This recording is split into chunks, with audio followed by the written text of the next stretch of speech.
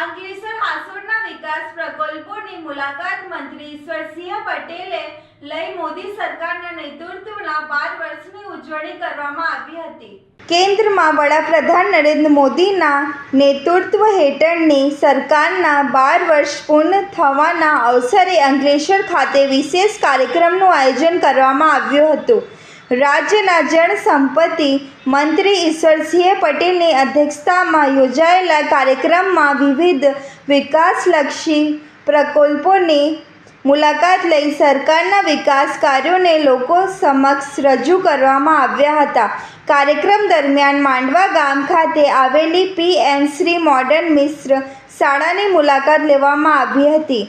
ઉપરાંત પડવાઈ sugar factory ખાતે કાર્યરત ઇથેનોલ પ્લાન્ટ અને વાલિયા તાલુકાના ઠયેલી ગામ સ્થિત વન કવચ પ્રકલ્પનું પણ નિરીક્ષણ કરવામાં આવ્યું હતું। મંત્રીએ જણાવ્યું હતું કે છેલ્લા 12 વર્ષ દરમિયાન દેશના સર્વાંગી વિકાસ માટે અનેક જનકલ્યાણકારી યોજનાઓ અમલમાં મૂકવામાં આવી છે, જેના પરિણામે શિક્ષણ, કૃષિ, ઉદ્યોગ અને પર્યાવરણ ક્ષેત્રે નોંધપાત્ર પ્રગતિ થઈ છે।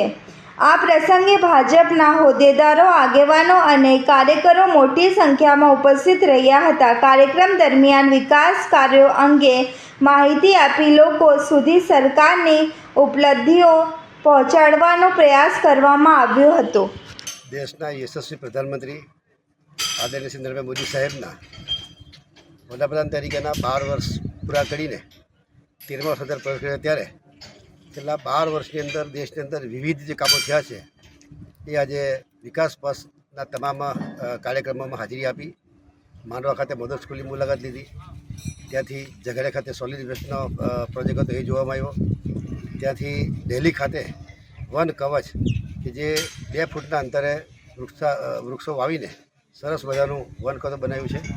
ત્યાંથી પડેશ્વર સરકારી ખાતે પણ અહીંયા અમારો ઇથેનોલનો પ્રોજેક્ટ છે એના માટેનું પણ નવીનીકરણ કર્યું છે।